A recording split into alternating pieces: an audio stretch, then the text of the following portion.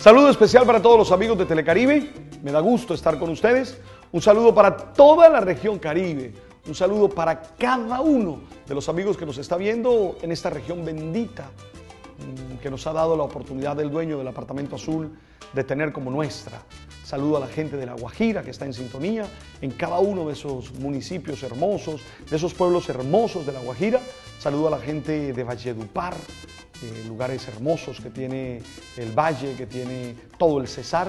Un saludo evidentemente a la gente de Santa Marta y del Magdalena. Saludo a los lugares tan hermosos de Bolívar, de Cartagena, de Córdoba, Montería, de Sincelejo, Sucre y cada uno de los departamentos. Yo le menciono un departamento, don Holman, además de saludarlo y desearle todo lo bueno, y usted me menciona un municipio de esos que a usted particularmente le gusta o que usted haya gozado. Perfecto.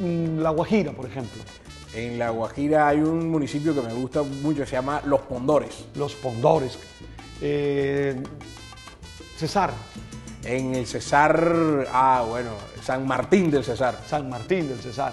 En Sincelejo, perdón, en Sucre. En Sucre, Los Palmitos. Los Palmitos, bueno, y fuimos muchas veces con el padre José Pacheco, María Pacheco. José María Pacheco. En Córdoba.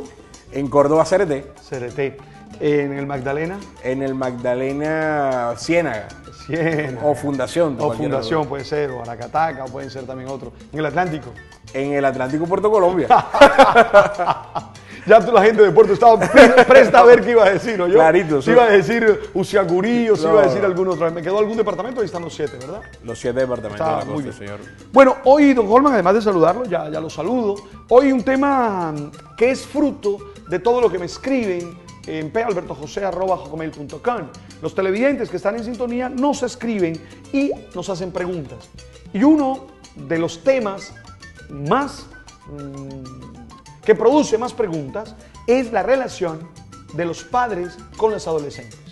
Ya sea porque me escriben adolescentes que me preguntan cómo comportarse con sus padres, o que de alguna manera me dicen, mire, mis papás están fallando en esto y en esto y en esto, porque algunas veces hasta de árbitro me colocan, o ya sea de papás que preguntan cómo formar a sus hijos, cómo conversar con sus hijos sobre algunos temas. Revisé y hay como 3 ejes fundamentales de las preguntas. Uno tiene que ver con el sentido de la vida. Es decir, normalmente los adolescentes preguntan por el sentido de la vida. Preguntan por el ¿por qué? ¿Por qué vivo? ¿Para qué vivo? ¿Hacia dónde va la vida? ¿Qué es lo que le da realmente la razón de ser a la vida? ¿Qué es lo que hace que yo tenga asegurado mi futuro? Esa pregunta que le hizo aquel anónimo al maestro de Nazaret. Es decir, ¿qué tengo que hacer para ser feliz? ¿Te acuerdas? Es en el fondo la misma pregunta. Otro tema tiene que ver con el uso o abuso de drogas. Ya sea desde el alcohol, que es una droga dañina, destructora, pero socialmente aceptada, o ya sea del sexo. Es decir, todo lo que tiene que ver con la genitalidad, que los jóvenes, los adolescentes, por estar en esa época donde hay una ebullición de hormonas, donde hay unas preguntas, donde unos se sienten cosas que antes no se habían sentido, comienzan a preguntar sobre el tema. Entonces, yo quisiera que trabajáramos estos 3 tipos de preguntas. Pero antes, Holman, quisiera inmediatamente dejar claro que para mí hay 3 actitudes que son fundamentales en los papás para enfrentarse al tema. Uno, la apertura. ¿Qué significa la apertura? Significa estar abierto a lo que los adolescentes preguntan y a lo que los adolescentes proponen. No podemos cerrarnos a la realidad de la adolescencia. No podemos negarnos a escuchar a los adolescentes. No podemos partir de que los adolescentes están equivocados. No podemos partir de que los adolescentes son una tragedia. No podemos partir de que no hay que ponerles atención. Al contrario, la primera actitud es apertura. Ven acá, ¿qué quieres decirme? ¿Cómo quieres? Hoy, por ejemplo, mientras estaba jugando en la cancha de tenis en la mañana, me encontré con un adolescente, con un joven que me dijo, oye, te quería conocer. Un muchacho de 14 años. Claro, entonces yo paro de jugar y para preguntarle, para hablar con él. Porque es que me parece supremamente importante que un adolescente sienta que uno está abierto a escucharlo. Segundo, Holman, preparación, formación. No se puede hablar con los adolescentes si uno no se prepara y no se forma. A todo nivel, ¿ah? Porque hoy en día ellos saben muchas cosas que nosotros a esa edad no sabíamos. o que de pronto ni a esta edad sabemos. Y tenemos que formarnos y tenemos que trabajar. Y lo tercero, hacer un ejercicio de buena comunicación. Saber expresarnos, saber decir y saber manifestar. Entonces te dejo claro los 3 ejes de las preguntas que me hacen y como los 3 presupuestos que para mí son fundamentales al entrar en esa relación. 1, apertura. 2, preparación, entiéndase como formación, como información. Y 3, buena comunicación. Estar constantemente preguntándome si me estoy comunicando bien. Yo creo que es supremamente importante la adolescencia, porque la adolescencia es esa etapa en la que se termina de cocer. Usted sabe, cuando uno está haciendo los que han cocinado, las que han cocinado alguna vez en su vida, saben que uno en algún momento del punto más importante de la ebullición si uno está haciendo un sancocho, es cuando se mezclan perfectamente todos los elementos y ahí hay que estar bien pendiente del sazón y del punto del sabor, porque si no se daña o no queda rico o algo pasa, pero no queda bien. Entonces, ¿qué pasa? En la adolescencia comienzan a ebullir muchas cosas, porque es una etapa complicada, es una etapa en la que uno se desprende del ser niño y comienza a dar pasos para ser adulto. Precisamente la palabra adolescencia viene del latín adolecere, que significa no tener, ¿verdad? No tener. El no tener, en este caso, es no tener todavía un criterio, aunque se crea que se tiene, ¿verdad? El adolescente cree que ya sabe muchas cosas, que después va a descubrir que no sabe. El adolescente cree que tiene controlado su vida emocional y después va a descubrir que no tiene controlada su vida emocional. El adolescente cree que tiene unas buenas conductas y cuando en realidad puede que no las tenga. Claro, claro, entiendo. Entonces, en esta etapa, él va a estar como poniendo a prueba todo lo que ha sido su formación de niño y además de eso, su propia autonomía frente a esa formación que recibió. A él le dijeron muchas veces, usted no hace tal cosa, usted no hace tal cosa. Ahora, ¿quiere hacerlo?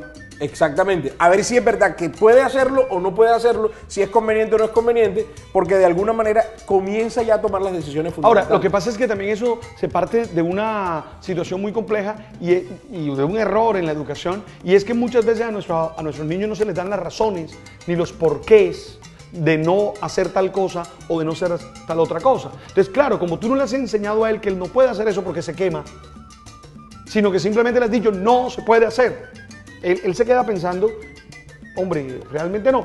Y en la adolescencia tiene como todo un ímpetu, por decirlo de alguna manera, que le busca estrellarse con eso. Y trata de encontrar sentido, lo que usted decía ahorita, la pregunta por el sentido. Entonces, al pelado le han dicho, las drogas es malo, pero nadie le explicó por qué es malo. Claro. Así como muchas veces nos han dicho, decir vulgaridad es malo, pero nadie nos explicó por qué es malo. Hay malas palabras, pero nadie nos explicó por qué son malas palabras. Y no se sabe si es verdad que son malas. Así nos han dicho muchas cosas que nosotros tenemos que llegar a saber si en realidad son malas. Claro. Y eso solo se da desde la experiencia propia o desde los argumentos ajenos. Argumentos ajenos que yo descubro poderosos y ciertos y entonces descubro que no tengo que pasar por la experiencia para saber que son argumentos válidos. Ahora, aquí hay que llamar la atención sobre algo claro. Sin duda, los adolescentes necesitan adultos que estén atentos a ellos. Eso es lo primero. Si tú quieres que un adolescente se pierda rápidamente, déjalo, suéltalo y verás dónde termina. Porque normalmente un adolescente tiene ímpetu. Es que la palabra ímpetu es la que más me tiene unas ganas, tiene unas ansias, tiene unas fuerzas que si no se saben encauzar, van a terminarlo estrellando y van a terminar acabando. Los adolescentes deben tener papás cerca o adultos cerca, porque en algunos casos no son sus papás, pero que haya alguien que le diga ahí y lo frene, que haya alguien que le pueda decir no lo haces. Ahora, que haya una autoridad. Esa cercanía debe ser una cosa difícil de explicar. ¿Por qué? Porque tiene que ser lo suficientemente cerca y lo suficientemente lejos al mismo tiempo. Es decir, no puede ser asfixiante, pero tampoco puede ser abandónico.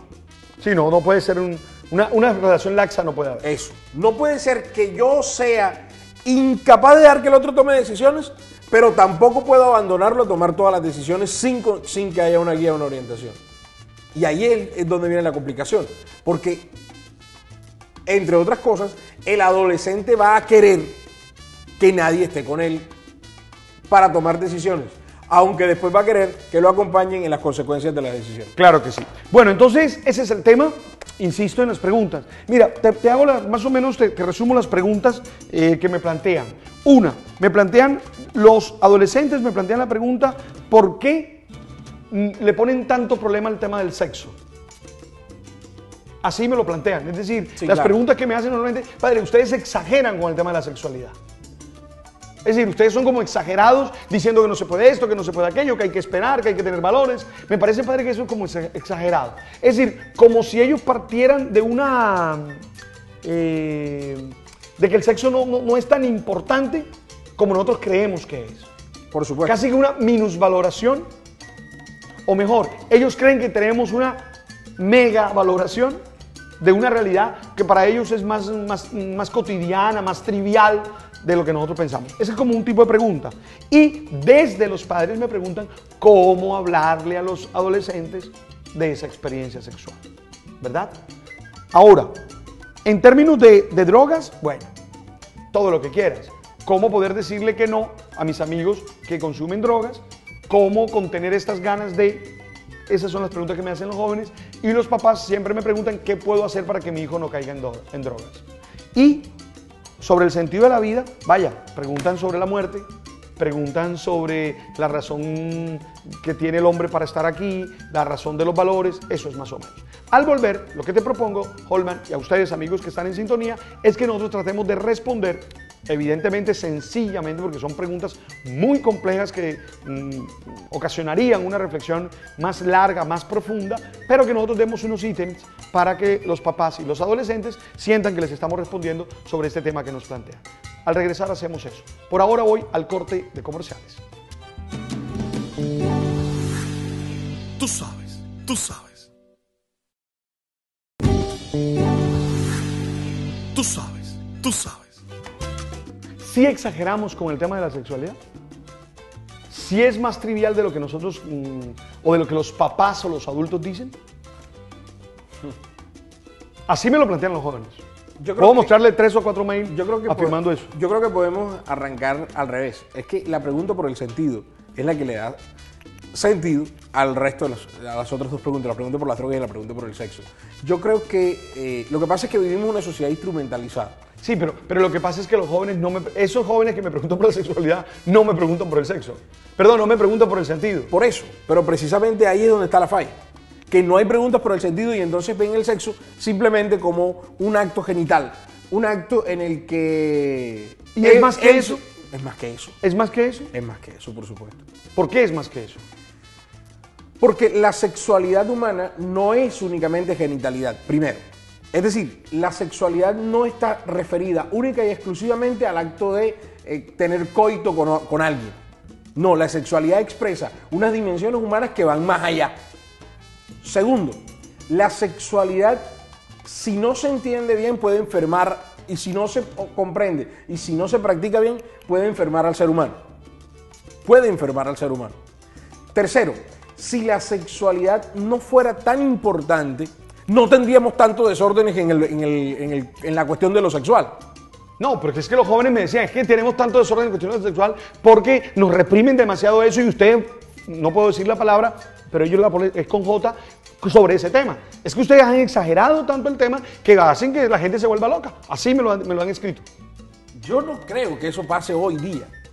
De pronto a las generaciones anteriores Tal vez. sí, pero hoy el sexo ya no es tan tabú como antes. Ahora, ¿qué es lo que sucede? Que muchas veces no tenemos claridades al respecto de eso. No tenemos claridades. Es decir, hay que decirle a los jóvenes con claridad. Hay que decirle a los jóvenes con claridad y con rapidez, por Dios. Hay que decirle a los jóvenes con claridad y con rapidez de que el sexo o la sexualidad, para ponerlo en el sentido más amplio, no es una cosa trivial, aunque lo parezca. Que ella está conectada con el sentido de la vida y que tiene que estar siempre rodeada de unos valores que son los que pueden permitir su realización. Por supuesto. Además de eso, es que solo entender el sexo como hagan lo que les dé la gana en materia de lo sexual, ya es una manera de tomar posición frente a ello. Ya es una manera de decir algo al respecto de esto. Y además de eso, ya ha mostrado este tipo de posiciones unas tendencias sociales y unos resultados también. ¿O usted le parece que es poco diciente que en sociedades en las que se ha dicho, sí, háganlo, sí, hoy se esté hablando acerca de corrientes muy fuertes que digan, por favor, virginidad, absténganse, sean capaces de tenerlo ahí, de aguantarse un poquito, sean capaces de hacer que eso tenga sentido, sean capaces de ir un poco más allá del acto simplemente y sean responsables con su sexualidad. Porque es que se han dado cuenta, este tipo de sociedades, que el desenfreno solo conduce a la locura y la locura en este orden de ideas solo conduce a la pérdida del sentido. Ojalá, yo podría entonces matizar la respuesta a todas esas preguntas que me están haciendo los jóvenes y que me están haciendo algunos padres de familia diciendo, uno, la sexualidad es supremamente importante. No es tan trivial como un ejercicio físico. Está conectada con el sentido. Dos, los padres de familia tienen que ser lo suficientemente realistas para asumir el tema de la sexualidad. Cuando digo suficientemente realista, digo entender que hay cosas que son así y punto. Y que hay realidades que se dan y punto. Y es que aquí la discusión no está en el que si lo hacen o no lo hacen. Claro. Y segundo, pero lo suficientemente cercanos como para ayudarles a reflexionar y a entender que la experiencia va mucho más allá de eso. Yo recuerdo un ejemplo que usted colocó de una profesora suya, de que encontró a uno de sus hijos, a su hijo, único hijo creo que tiene, viendo una película pornográfica. Sí, claro. ¿Ok? Y entonces, en vez de armar un alboroto y en vez de armar una tragedia y en vez de darle un pam pam por las manos y no volver y gritar, lo que les digo más bien, mira, vamos a mirar esto y vamos a hacer un foro sobre el tema. Y luego compararon esa película con una película donde el amor estaba presente y todas estas cosas, tratando de hacerle entender qué diferencia una cosa de otra, ¿verdad? Yo creo que ese tipo de posiciones pedagógicas ayudan a que sepamos enfrentar el tema. No hacemos un escándalo, no hacemos una tragedia, no creemos que todo está perdido, no nos jalamos los pelos, sino que asumimos una actitud inteligente, serena, tranquila y tratamos de resolver lo que estamos viendo, enseñando, dejando una lección clara sobre la realidad. Por supuesto, pero aquí lo importante es saber que cada uno de ellos tiene un caso completamente distinto, porque somos particulares. Todos los seres humanos somos particulares. Y de pronto, el caso de tu hijo requiere una atención distinta al caso de la cuñada de la mujer, de la hija del mocho, de la que tú te enteraste, que te pareció que era muy igual. Ojo, hay que preguntar, hay que hablar con él, hay que hablar con ella y hay que llegar a unos acuerdos de sentido. No se trata únicamente del ejercicio por el ejercicio, sino ver ¿para dónde va eso? ¿Cuál es la gracia? Porque es que, claro, a uno a veces lo ponen a juzgar situaciones demasiado complicadas, demasiado duras. La situación, por ejemplo, de el ideal de una palabra contra unas sensaciones. Y es muy difícil que se escoja el ideal de una palabra contra las sensaciones que son tan fuertes, tan apabullantes y tan placenteras sentirlas. Claro. Aquí la gente me está preguntando, aquí en el Twitter, don Holman, hay personas que inmediatamente se comunican con nosotros, jóvenes que inmediatamente comparten con nosotros. Ahora, preguntan los papás es, ¿cómo hablar del tema? Aquí hay una señora que me pregunta exactamente eso. ¿Sabes cuál es el lío ahí? ¿Cuál es el lío? La bendita tercera persona. ¿Tercera persona? ¿Cómo Sí, así? claro. Porque los papás casi siempre hablan y en esto hay que decir, aquí hay un mazazo fuerte que dar. Hablan de el sexo en tercera persona y no hablan de mi sexo en primera persona. Entonces, ¿qué pasa? Que a veces se echa un carretazo que parece que no fuera coincidente con la realidad, que parece que no fuera coincidente con lo humano, verdaderamente humano del pelado que está sintiendo lo que está sintiendo. Y el papá, que ya ha pasado por ahí, teme develar lo que le pasó a él y lo que sigue pasándole a él con respecto a la sexualidad. Y yo creo que ahí habría que hacer un salto cualitativo. Ser capaz de hablar del sexo, no solo como si fuera un ente por allá lejano que no tiene nada que ver conmigo, sino yo también como una persona encarnada y, ojo, sin tener miedo de asumir también mis propias debilidades, mis propios errores y mis aprendizajes al respecto del tema. Muy bien. Debo ir al corte a comerciales, ya estoy con ustedes, ya regreso. Tú sabes, tú sabes. Tú sabes, tú sabes. Como no puedo, Holman, explayarme más, porque ya el tiempo se me vino encima, tengo entonces que decir, además de lo que tú ya habías puntualizado, subrayar apertura, formación y buena comunicación. Yo creo que ahí está la clave para acercarse a los adolescentes. Apertura para acercarme a ellos. 2, formación para poder responder a lo que me están preguntando. Y 3, saberme expresar con ellos. Desde esa estructura de problemáticas que usted estaba planteando, que la puso en 3 ejes, yo creo que hay como 2 tipos de problemas que regularmente tienen los adolescentes y ahí los podemos enmarcar los 3. Uno, problemas emocionales interiores y problemas de conducta. correcto. ¿Verdad? Aceptado. Es decir, los problemas de los adolescentes no solo pasan por lo que está pasando por fuera, sino también por lo que está pasando por dentro. Muchas veces ese mundo interior solo se descubre cuando yo soy capaz de tener una buena comunicación con él. Muy bien, nos vamos, gracias por estar con nosotros, gracias por compartir. Me siguen escribiendo a palbertojose@hotmail.com. La conclusión de lo que hemos conversado hoy, tu actitud como padre tiene que ser apertura, tiene que ser que te formes bien y tienes que tener una muy buena comunicación para poder expresar todo lo que estás viviendo. Y en los adolescentes, ojo con lo que están sintiendo interiormente y la manera como se están comportando. Esa puede ser nuestra conclusión de hoy. Muchas gracias, don Holman. Muy amable. A ustedes les deseo todo lo bueno y nos volvemos a encontrar.